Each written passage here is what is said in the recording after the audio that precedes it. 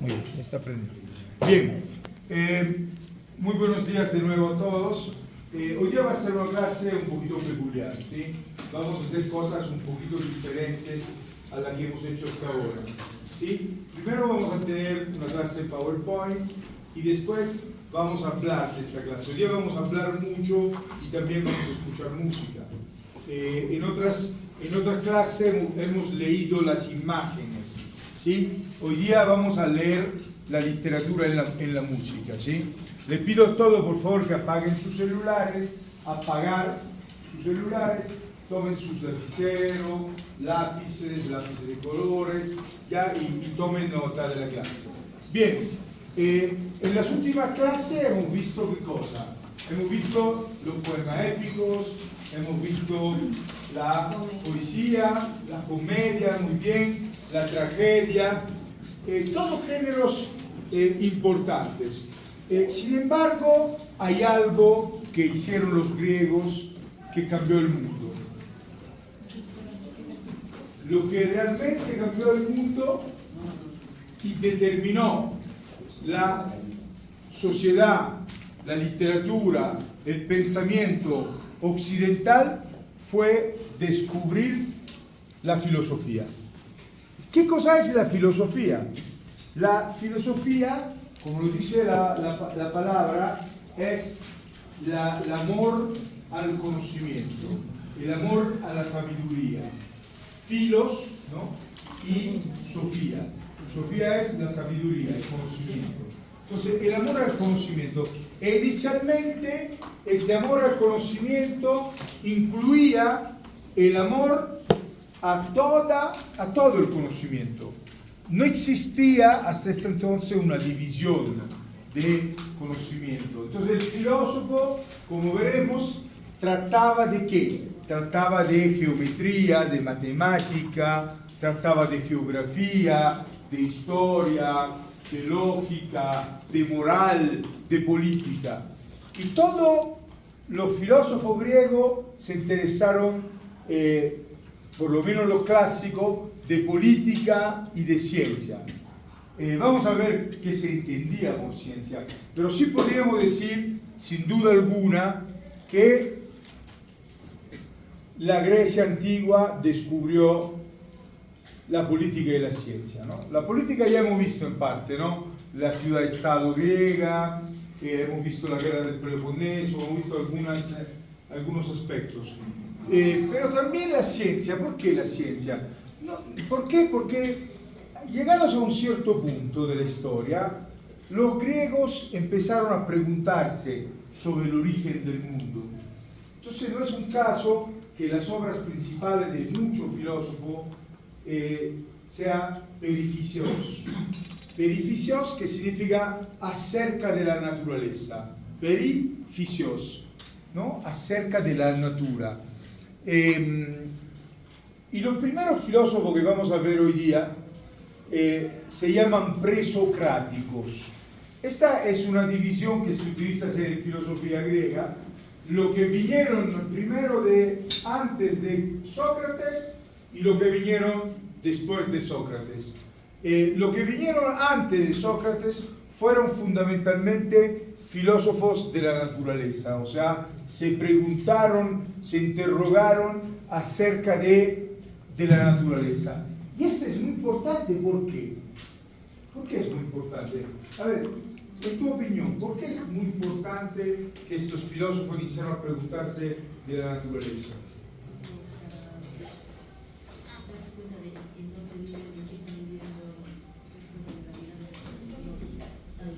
Muy bien, porque para darse cuenta de dónde están viviendo. ¿Por qué? Pero antes, si llovía o si había una tempestad en el mar, es porque Poseidón se había molestado. Si había rayos y lluvia, es porque Zeus estaba un poquito fastidiado, ¿no? Esta era la motivación que se daba antes. Adelante. Claro, lo que iba a decir era relacionado a eso, ¿no? Que la importancia era separar de cierta manera las cosas un poco de la explicación teológica que se solía dar. Exactamente, o sea, es muy importante eso. Adelante. También querían darle sentido a su vida, o sea, querían darle un propósito y a través de la razón razón, explicar lo que eso ocurría, etcétera, para que ellos tuvieran una razón del Sí, sí. O sea, inician a preguntarse acerca del mundo, de la naturaleza, a través de la razón. O sea, ya todo no está justificado por los dioses. Si se acuerdan, las poesías, los poetas épicos, cualquier cosa estaba justificada por la presencia y por la acción o justificación de los dioses. Con los presocráticos ya esto se empieza a poner en duda. No es que estos presocráticos sean ateos, no, siguen creyendo en los dioses, pero inician a ver, más allá del sistema teológico, una estructura del mundo, del universo. Entonces, y es más, crean el concepto de universo que hasta entonces no existía. Entonces, lo más importante son Tales, Anaximandro y Anaxímenes. Estos tres son de la misma ciudad, de la ciudad de Mileto, que es una ciudad en la Anatolia occidental, que en ese entonces era griego, la actual Turquía occidental. Tales fue quien inició la escuela de Mileto. Fue, como hemos dicho, eso era filósofo, pero también matemático, geómetra, físico y legislador. ¿Alguien ha escuchado hablar de Tales? ¿Vamos? Fuerte. Estaba de acuerdo que tenía algo que ver con el Argel, que era como el costo fundamental de la vida. Sí, adelante. Bravísima. En geometría, ¿no? El teorema de Tales, que es de los triángulos, justamente, muy bien. Porque todos estos han sido, acuérdense, al mismo tiempo geómetras, matemáticos, filósofos, porque como dijimos, el conocimiento en este entonces no estaba limitado a una categoría. El término justo para definirlo es polímata. Apréndense este término, polímata. ¿Quién es un polímata? El polímata es el que estudia con mucha profundidad diferentes campos del conocimiento. Bien, fue el primero en romper con el mito, ¿no? Y poner énfasis en el logos, el verbo. Y además fue el primero de los fusicoi. ¿Qué significa fusicoi? Antes le dije perifuseon, que significa acerca de la naturaleza. Los fusicoi son lo que estudian la naturaleza. De ahí viene física y físico, pero originariamente era la fusi era la naturaleza, los fusicoi eran lo que estudiaban la naturaleza. Y Tales dice una cosa que después fue demostrado cientos de años después. Intuyó que todo tiene origen en el agua. O sea, Tales dijo que el principio generador que da origen a la vida es el agua. Lo cual, después de cientos de años, fue demostrado, cuando sabemos ahora que la vida se originó en el agua, y además sabemos la importancia que tiene el agua.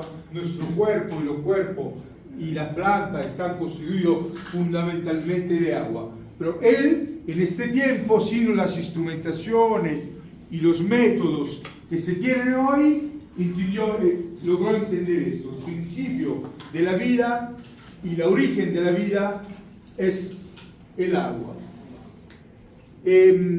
Anaximandro y Anaxímenes, ahí ven su nombre en griego también, que son de la misma ciudad, hemos dicho, y también estudian la naturaleza, también son fusicoi, estudian la naturaleza.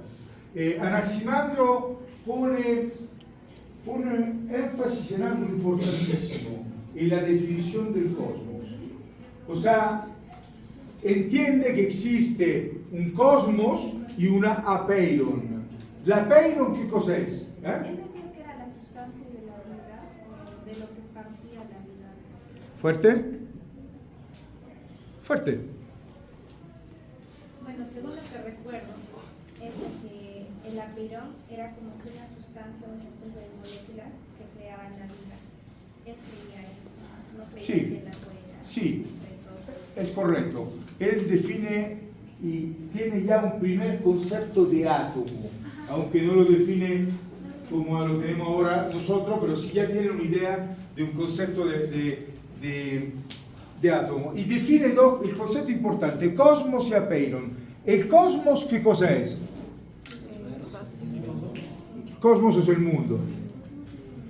Y la apeiron es el infinito, el que no está determinado. Su contemporáneo de Anaximandro se llama Axímenes. Acuérdense que Tales, Anaximandro y Anaxímenes son de la misma ciudad y de la misma escuela, aunque Tales es un poco más viejito. Y Anaxímenes trae más concepto físico de la naturaleza. Y dice, así como nuestra alma, que es aire, nos mantiene unidos, de la misma manera el pneuma o aire envuelve al cosmos. Entonces, ¿qué cosa dice? Que, ¿se acuerdan que en la primera clase hablamos del alma? Que yo le dije que psicología significaba originalmente el estudio del alma, ¿no? Muchos me dijeron, no, pero psicología es el estudio del comportamiento humano. Sí, se le da ahora un poquito, pero el estudio del comportamiento humano es muy limitativo, ¿no? Para mí. O sea, en origen, en la psique, ¿no? Psique logos, estudio del alma. Y habíamos dicho que para los antiguos el alma era un soplo, el alma era aire, ¿no? Y hemos hablado también de ruja. Ruja para los judíos era el espíritu. Entonces, para él hace esta comparación. Así como el alma mantiene unido, mantiene nuestra unidad. ¿Cuál es nuestra unidad? La unidad del hombre. Psique y cuerpo, ¿no? Así, de la misma manera, el pneuma, ¿no? O aire envuelve al cosmos. Claro, nosotros decimos, sí, claro. ¿Y qué? Claro, para nosotros es así, pero acuérdense que en aquellos tiempos el mundo iniciaba en el mar Mediterráneo, terminaba en las montañas del Cáucaso. Este era el mundo, y no había una idea como lo tenemos ahora de un mapamundo redondo, con alrededor la atmósfera, pero si se dan cuenta llegaron sin ninguna instrumentación, sin ninguna tecnología a conceptos que son reales. ¿Por qué? Porque claro que sí, que el mundo físico está rodeado de aire. Ahora sabemos que existe la atmósfera que se divide en diferentes niveles, etcétera, etcétera. Pero llegan a grandes descubrimientos de una forma simplemente empírica, inductiva. Ya lo hemos dicho, todos estos filósofos son perifiseos o perifiseos, o sea, estudian la naturaleza.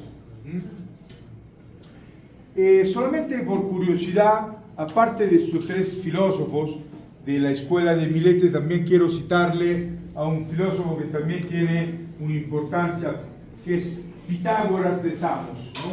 Pitágoras de Samos fue un filósofo muy peculiar que se fue al sur de Italia, en una ciudad que se llama Crotone, y fundó una escuela, una propia escuela de filosofía, que era una escuela de filosofía, pero también de religión al mismo tiempo.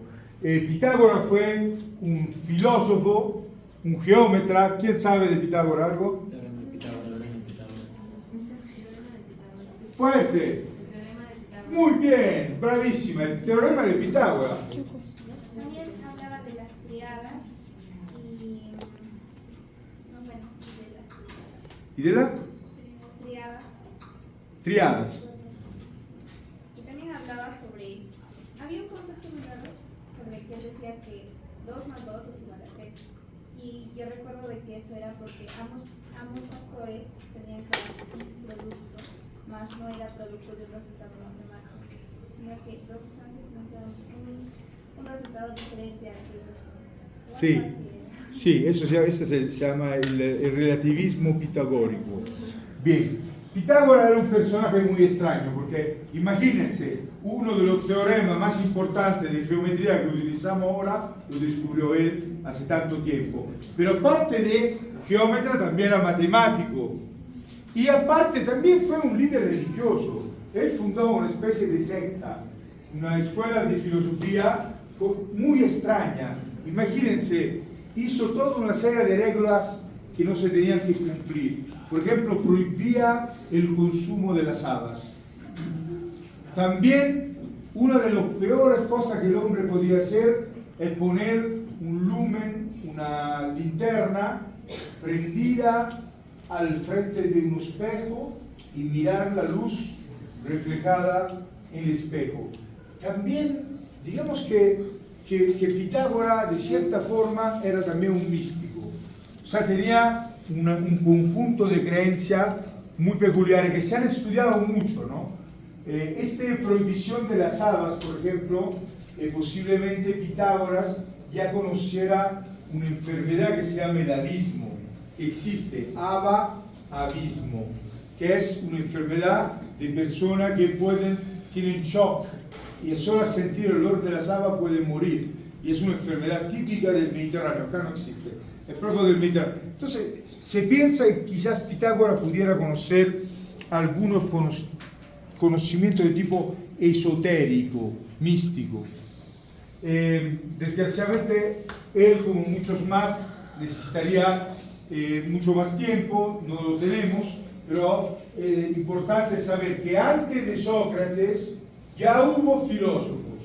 Su importancia fue iniciar a estudiar la naturaleza más allá del mito.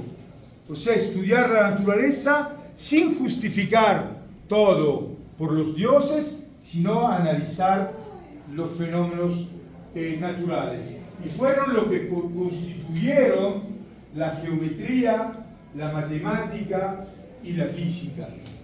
Bien, esa era solamente una introducción. Ahora vamos a ver, hemos dicho que son presocráticos. Sócrates fue el filósofo más importante y constituye un antes y un después en la filosofía occidental. Nació en Atenas 470 años antes de Cristo y murió siempre en Atenas 399 años antes de Cristo. Esta es la frase más importante que se conoce de Sócrates. Sócrates fue un filósofo tan importante y no escribió ni un solo libro. Y después le voy a decir por qué. ¿Por qué no escribió ni un solo libro? Porque él no pensaba que él pudiera decirle a los demás la verdad. Su filosofía de Sócrates era que cada uno tenía que llegar a su propia verdad. Por eso que él nunca escribió un libro. Y la frase que nos ha llegado más famosa es en oida oti uden oida, que significa yo solo sé que nada sé. En oida oti uden oida, yo, que literalmente significa solo sé que nada sé. Y eso es ¿por qué es más importante como el lema de Sócrates? Porque Sócrates, ¿qué quiere decir? Muchos dicen, no, porque es relativista. No, no es relativista. Lo que Sócrates quiere decir con esto es que más conocemos, y a razón de conocer más, sabemos que hay muchas más cosas por conocer. Cuando uno conoce poco, piensa que el poco que conoce es todo. Pero más sabes, es como cuando más lees. Entonces, lees un libro, empiezas a leer un libro y sale un argumento. Entonces, vas a ver este argumento, quién será este personaje, ¿no? O sale una historia, vas a buscar. O sea, más vas adentro del conocimiento y más cosas te das cuenta que te falta por conocer.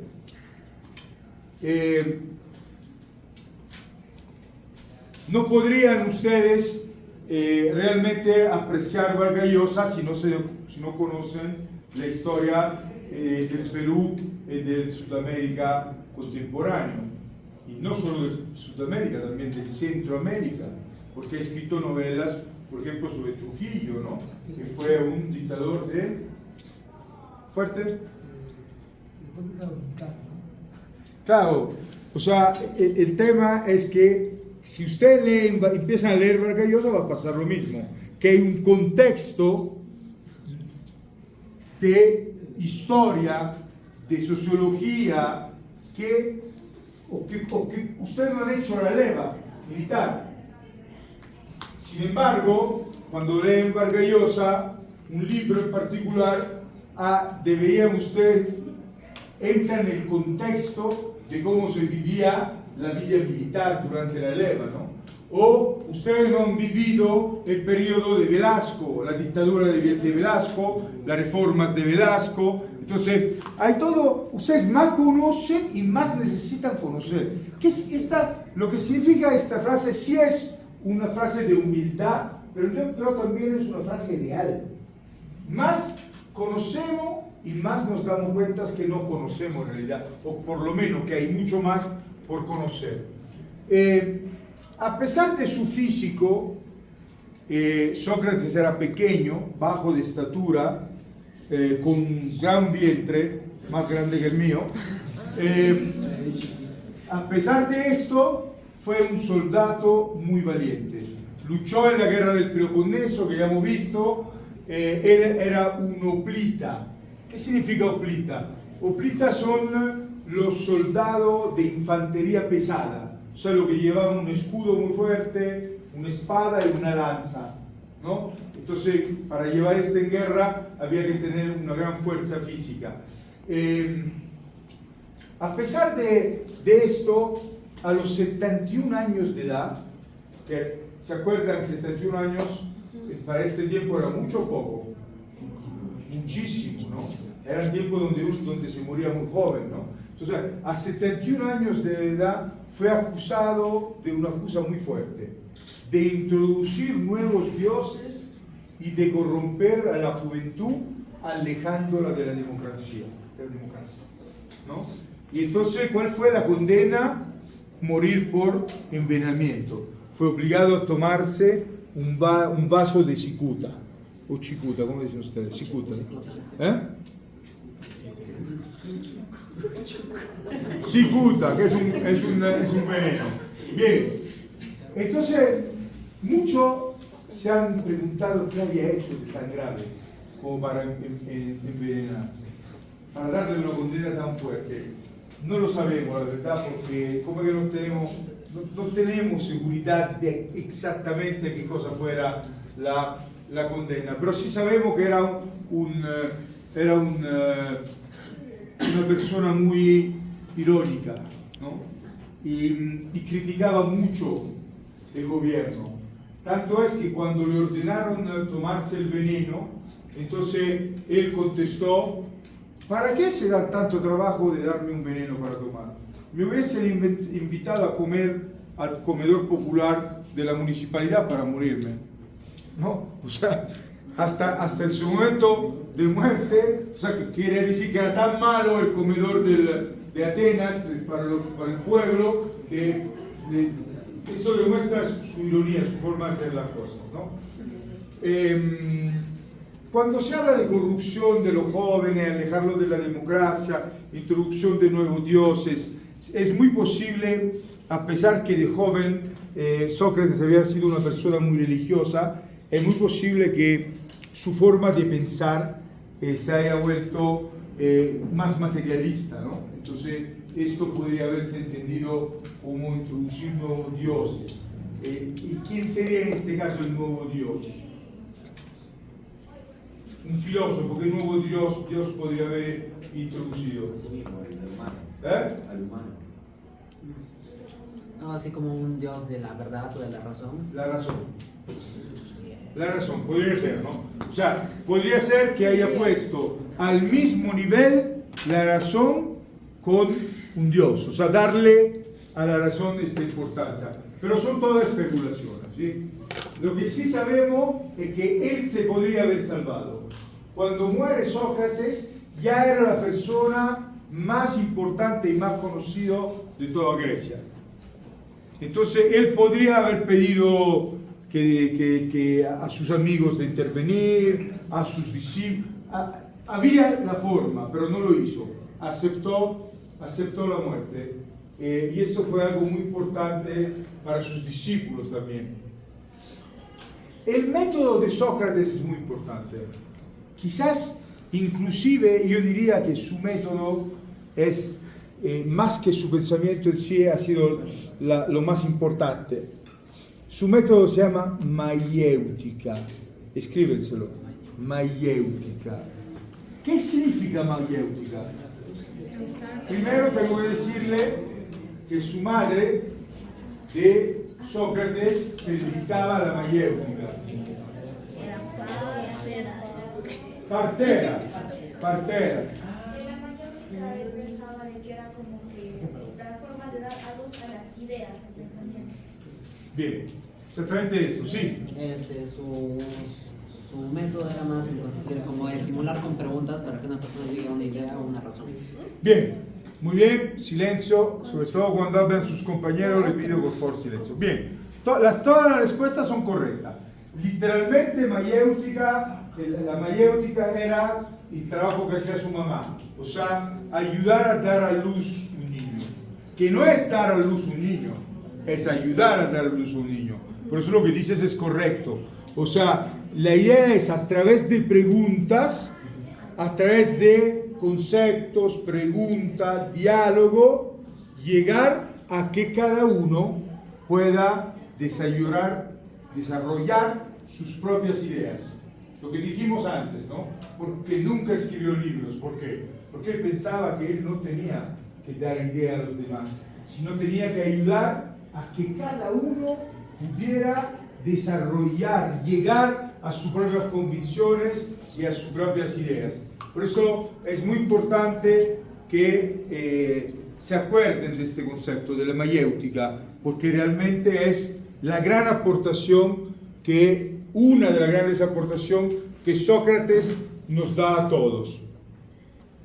Otros conceptos importantes que tenemos que considerar de él es que era una persona muy austera, muy humilde. Sus discípulos nos dicen que ningún esclavo de Atenas quería ser tratado como Sócrates trataba a sí mismo. Era una persona que usaba siempre la misma túnica, que no digamos, muy las mismas sandalias. A pesar que era el filósofo más importante en sus tiempos, no se daba ningún tipo de lujo. Y además, como hemos dicho, también era una persona muy irónica, ¿no? ¿Por qué es importante Sócrates? Porque podemos decir que con Sócrates nace verdaderamente lo que es la filosofía. Si bien es cierto, hemos visto que hay antecedentes en los presocráticos, ¿no? En los físicos, ¿no? Pero la verdadera filosofía como tal, nosotros la entendemos ahora, nace con Sócrates. Y sobre todo, nace el concepto de dialéctica. ¿Alguien sabe qué significa dialéctica? Fuerza. ¿Diálogo? Sí. Pero no es solo el diálogo son las primeras dos partes de la dialéctica. Después hay una tercera parte de la dialéctica. O sea, hay tesis, antítesis y conclusión. Acuérdense, porque esto no existe Hegel, no existe Marx sin Sócrates. Porque la dialéctica es una tesis, una antítesis y una conclusión. O sea, plantear proposiciones y luego analizar las preguntas y respuestas.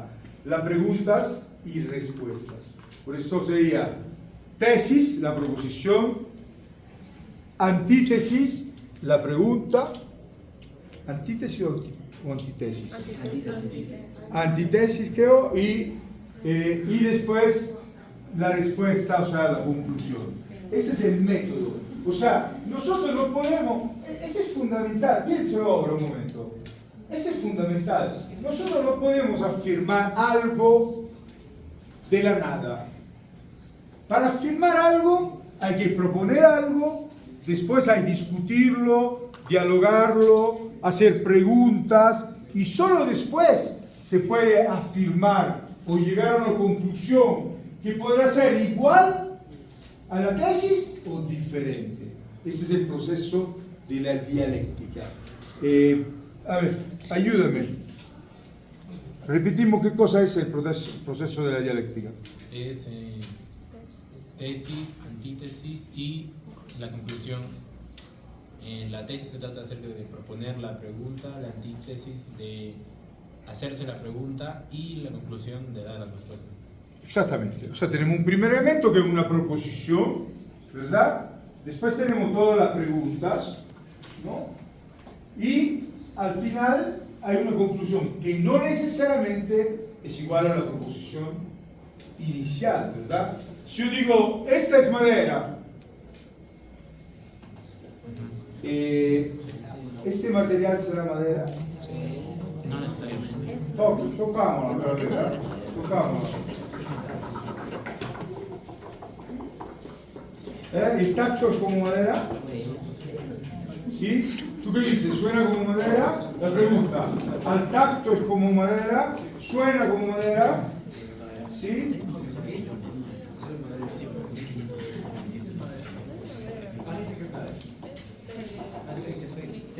Llegamos a la conclusión, después de esto, que no es exactamente igual a la proposición inicial, sino lo tocamos, lo miramos, miren acá por ejemplo, y llegamos a una conclusión.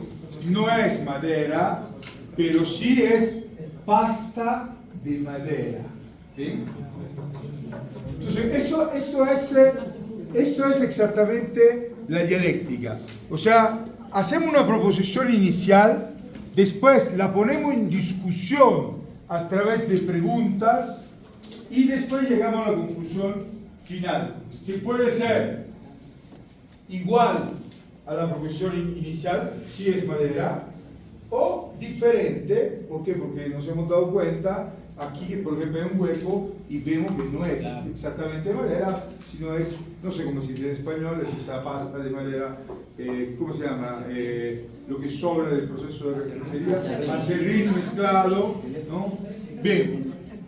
Bien, entonces eso es muy importante. Entonces Sócrates es el filósofo, o sea, el que hizo nacer la filosofía por lo que entendemos hoy. ¿Y fue por qué? Por su método, que fue la mayéutica, y por la dialéctica. Esas, obviamente no hablo solo de esto, pero es lo más importante.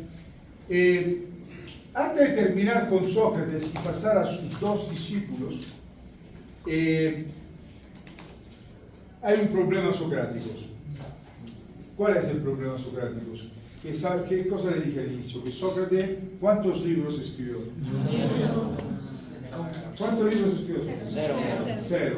Entonces ahí hay un problema. ¿Por qué? Porque como él no ha escrito libros, en realidad nosotros no sabemos si lo que hablan de Sócrates realmente hablan de Sócrates o hacen hablar ellos mismos a través de Sócrates. Y ese es el problema. Sus discípulos son el problema. Él tuvo muchos discípulos que fueron filósofos importantísimos. Fueron Platón, Jenofonte, Aristipo y Antístenes. Esos fueron sus grandes. Todos ellos fueron filósofos. Y todos ellos hablan de Sócrates. Ahora, la dificultad que tenemos es entender hasta qué punto realmente nos están hablando de Sócrates y hasta qué punto lo están utilizando para afirmar sus propias convicciones, ideas, proposiciones. No lo sabemos, pero sí hay gente que ha estudiado toda su vida para entender esto, ¿no? Entonces en algo nos ayuda. ¿Cuál era la originalidad de Sócrates?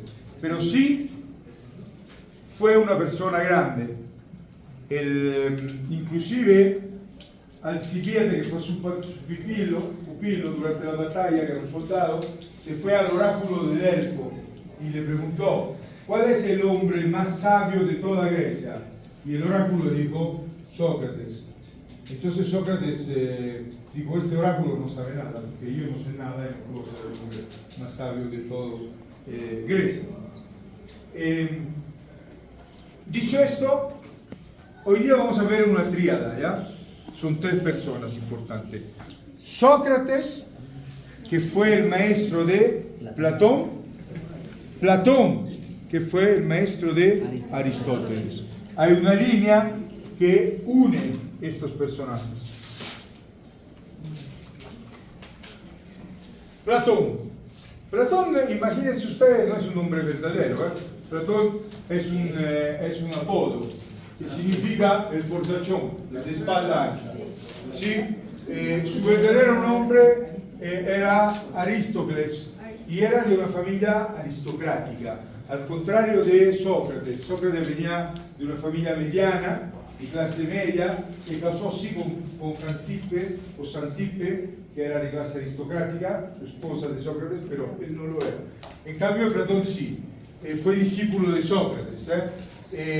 En el 387 fundó la Academia, o sea, que es la institución de filosofía más importante y de más larga vida. Imagínense, la Academia de Atenas fue abierta desde el 387 a.C.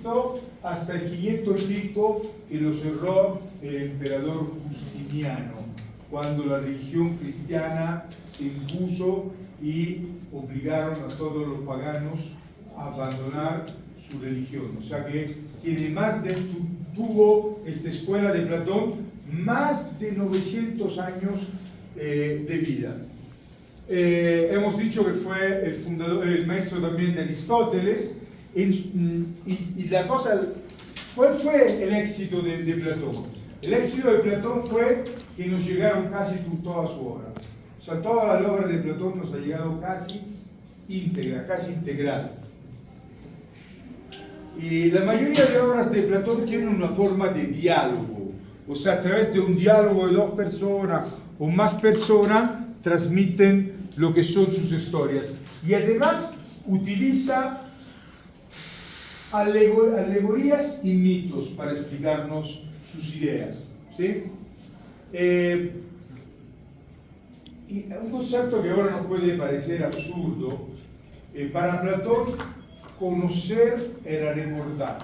O sea, el proceso del conocimiento en realidad era el proceso de recordar. ¿Por qué? Porque él dividía el mundo en dos. El mundo inteligible de las ideas, ¿no? Mundo de las ideas y el mundo de la realidad, el mundo sensible. Entonces había un mundo inteligible, que era un mundo donde estaban las ideas, y después había un mundo, en cambio, sensible, que era el mundo donde nosotros vivimos. Entonces, regresando a nuestra silla, que ahora sabemos que no es de madera, esta silla es así. ¿Por qué? Porque en el mundo de las ideas hay una silla así. ¿Por qué? Porque ¿cómo podríamos nosotros llamar la silla si no tuviéramos una idea de silla? O sea, nosotros esta la identificamos como silla, porque tenemos una idea de silla, ¿verdad? Pero hace pocos años, hace unos 100 años, en Perú, si ustedes iban a la selva y encontraban un shipiwa, no le podían decir silla. A lo máximo él hubiese dicho tronco, porque su idea es del tronco, no había silla. Entonces, si ustedes lo piensan, nosotros lo llamamos silla o carpeta, porque existe en nuestra mente una idea de silla o carpeta. Si en nuestra mente no existiera una idea de silla o carpeta, no podríamos llamarlo así. Un estudiante de hace 100 años nunca podría haber dicho carpeta. Podría haber dicho silla, pero no carpeta. ¿Por qué? porque hace 100 años no había carpetas. Los estudiantes habían una mesa pequeña, ¿no?, con sus sillas. Entonces, al no haber sido inventada la carpeta, no habiendo una idea de carpeta, ¿cómo podían decir carpeta? Lo mismo, computadora.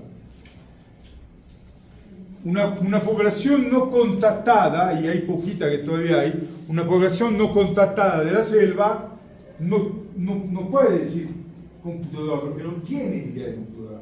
Entonces lo que Platón dice, para poder identificar algo hay que tener la idea. Entonces todas las cosas tienen una idea, en un mundo que es un mundo inteligible, ¿no?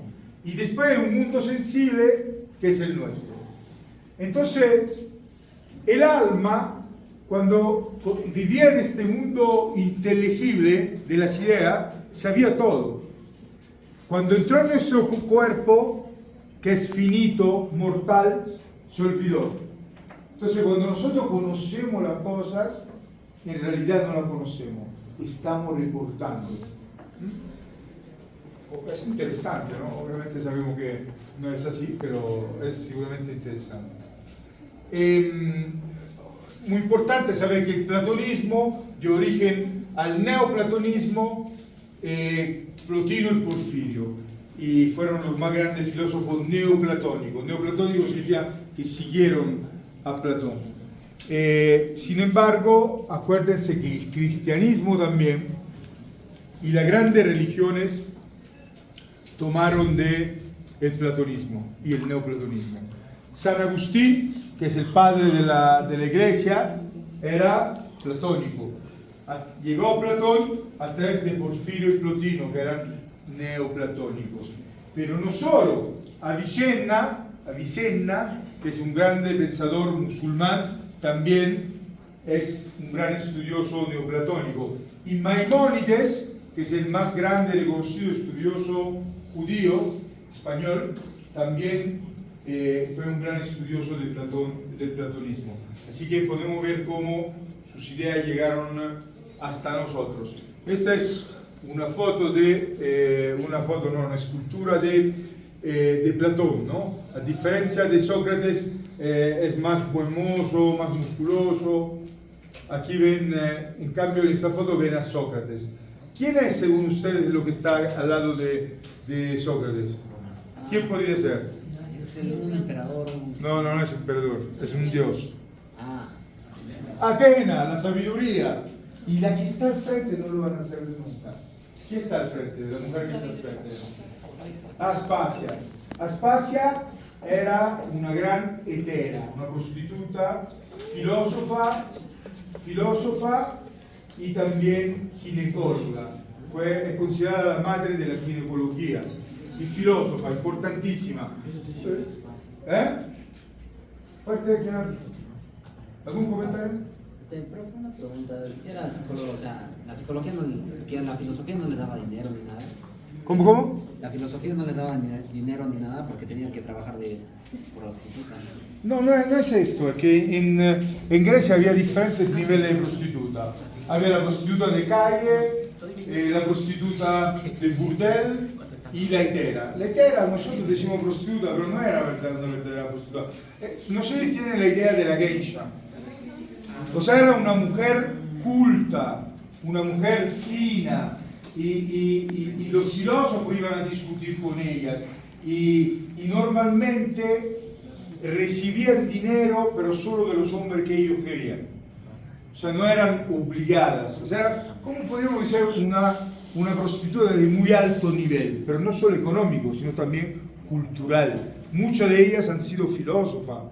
Inclusive ella así es considerada como la madre de la ginecología. O sea, como le digo, hay que romper los esquemas, ¿sí? No es la idea de prostitución que tenemos nosotros ahora. Sí había la prostituta de calle, había la prostituta de burdel, pero había también la hetera. Por eso no se llama prostituta, se llama hetera. Era una mujer de muy alto conocimiento y también de muchos recursos económicos, ¿no? O sea, en el sentido que la pagaban bien, pero no solo la pagaban, ¿no? Sino que también probablemente Sócrates, no sé si iba ella también por razones sexuales, pero iban para discutir de filosofía. Y por eso que Atenas está mirándolos, ¿no? Bien, Aristóteles. ¿Quién es Aristóteles? Aristóteles es el discípulo de Platón. Aristóteles es de origen macedone, es importante. No es griego, es griego-macedone.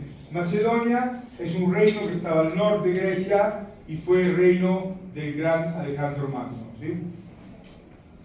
Aristóteles, junto a Platón, es el padre de la filosofía occidental. Sus ideas han ejercido una enorme influencia sobre la historia intelectual de Occidente, después de Platón.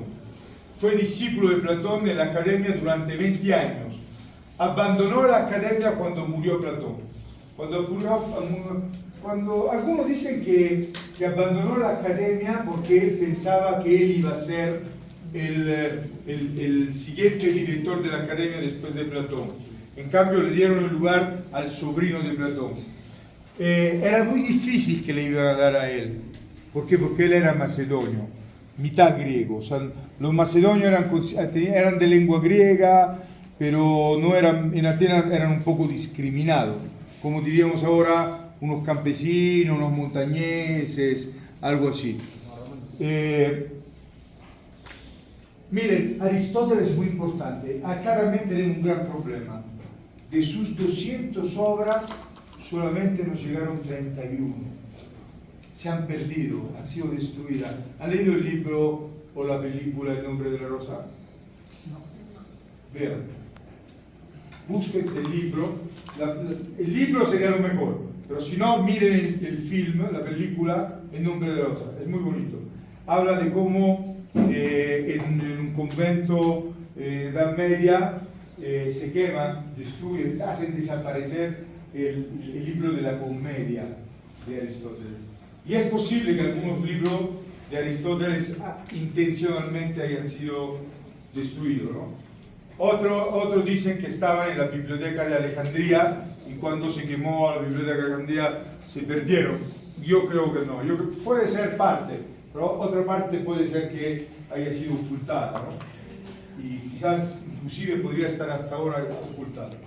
Bien, cuando murió Platón, decepcionado se fue a Macedonia, donde el rey de Macedonia, Felipe, le confió a su hijo.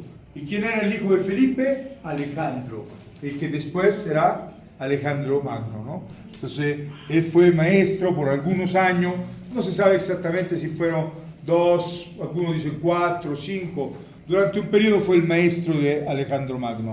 Y también fue maestro de otros reyes, de otros reyes macedonios. También fue maestro, por ejemplo, de Ptolomeo, que fue el rey, después de la muerte de Alejandro, el rey de Egipto, cuando conquistaron Egipto. Y después de esto regresó a Atenas y fundó el Liceo de Atenas, que era como por decir la competencia de la academia de Platón, ¿no? Fundó el Liceo de Atenas, que también fue una escuela muy, muy importante.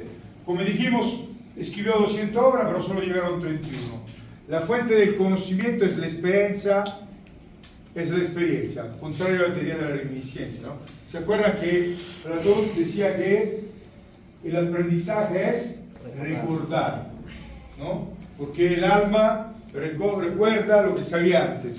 Bien, Aristóteles, desde este punto de vista, funda el método científico moderno, porque dice, no, conocer no es recordar, sino que el proceso de conocimiento es el proceso de la experiencia. Funda el método inductivo o empírico.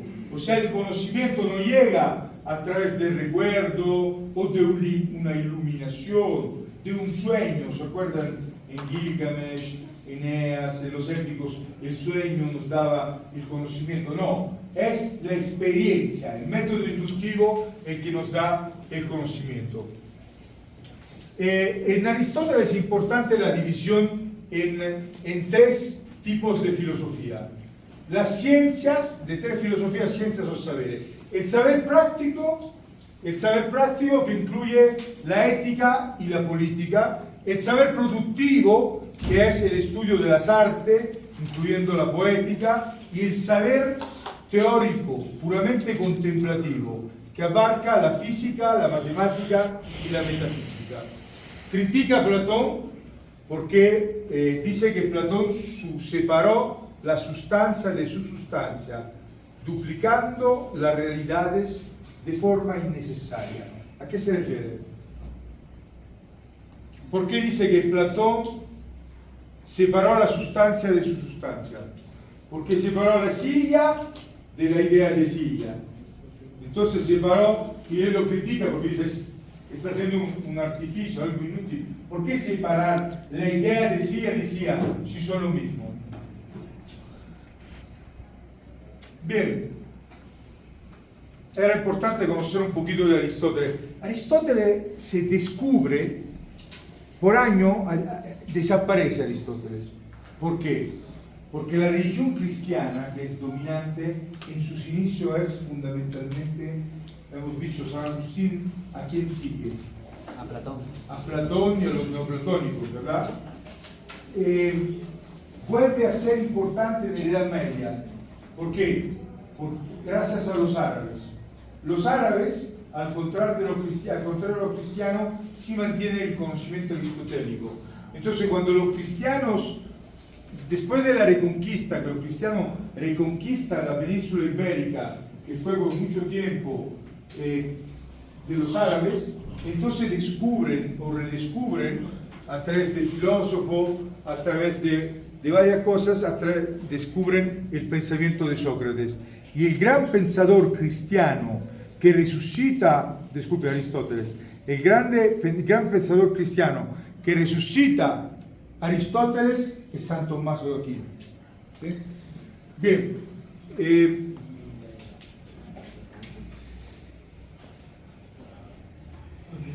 también me gustaría el descanso, pero vamos a hacer un poquito más. A ver, hemos dicho que Platón enseñaba su filosofía a través de ¿qué? A través de mitos y alegorías. Entonces, esto que ve en la imagen es uno de estos mitos o alegorías. En un banquete, en su obra El banquete, Platón nos habla del andrógino. ¿Quién es el andrógino? El andrógino es un personaje que es mitad hombre y mitad mujer. Tiene 4 piernas, 4 brazos y 2 rostros en una sola cabeza, de hombre y de mujer. Y todos los atributos masculinos y femeninos. Y este andrógino, que era mitad hombre y mitad mujer, era tan fuerte, tan poderoso, tan inteligente, que desafió a los dioses. Entonces los andróginos atacaron el monte Olimpo. ¿Qué había en el monte Olimpo? Los dioses. Los dioses griegos vivían en el monte Olimpo. Entonces estos andróginos que se habían vuelto tan fuertes, tan poderosos, tan inteligentes, atacan el monte Olimpo para desterrar a los dioses. Entonces, ¿qué hace Zeus? Le lanza unos rayos y lo parte a todos en 2. Y lo divide en 2. Por esto que desde aquel tiempo cada hombre busca desesperadamente durante toda su vida su otra mitad. Y cada mujer busca desesperadamente durante toda su vida su otra mitad. O sea, es un mito, pero ¿qué nos dice este mito? A ver, hablamos. ¿Quién me quiere comentar este mito? Bonito, ¿no? Fuerza, no tiene que hablar fuerte. Alguna podría considerar dentro del origen de la vida, explicar cosas. Sí, pero ¿qué más? ¿Qué nos dice? Vuelve a atribuir un origen divino, no a la vida, sino a la creación humana. No, Platón no cree mucho en los dioses, es una alegoría, es un mito. O sea, ¿qué cosa quiere decir? Él quiere decir que el hombre solo es completo con la mujer y la mujer solo es completa con el hombre. ¿Y por qué el andrógino, o sea, la unión perfecta entre hombre y mujer, es poderosa? Tan poderosa que desafiaron los dioses. Y es por esto que la desesperación durante nuestra vida es encontrar nuestra otra mitad. O sea, le da un origen divino, si queremos, pero metafóricamente, a lo que es la unión entre el hombre y la mujer. Y que solamente a través de la complementación del hombre y la mujer se llega a la perfección. ¿Sí? Otro mito que seguramente conocen es el mito de la caverna, ¿verdad? Todos estos son de Platón, ¿no? Son todos de Platón. Mito de alegoría son de Platón. ¿Cuál es el mito de la caverna? ¿Han escuchado hablar antes? Este es un mito muy bonito, pero un poquito más complicado, que así concentras un poquito. Entonces, si ven acá abajo, hay unos hombres y unas mujeres, hombres en general, ¿ven? Que han nacido encadenados, con espalda a una pared. Y solamente pueden mirar al muro que está en su frente. ¿Verdad? Detrás de ellos, de la pared, hay prendido un fogón, ¿no? Hay un fuego prendido. Y hay unos hombres que pasan con unas imágenes. Entonces estos hombres encadenados miran estas sombras, ¿verdad? Que son las sombras debido a que este fuego ilumina estas imágenes proyectando su sombra, ¿verdad? Entonces estos hombres encadenados piensan que la realidad son las sombras, ¿verdad? ¿Qué ocurre cuando uno de estos hombres encadenados logra quitarse las cadenas y salir? Primero sale acá y se da cuenta que estas imágenes de acá son proyecciones de una luz sobre otras imágenes, ¿verdad?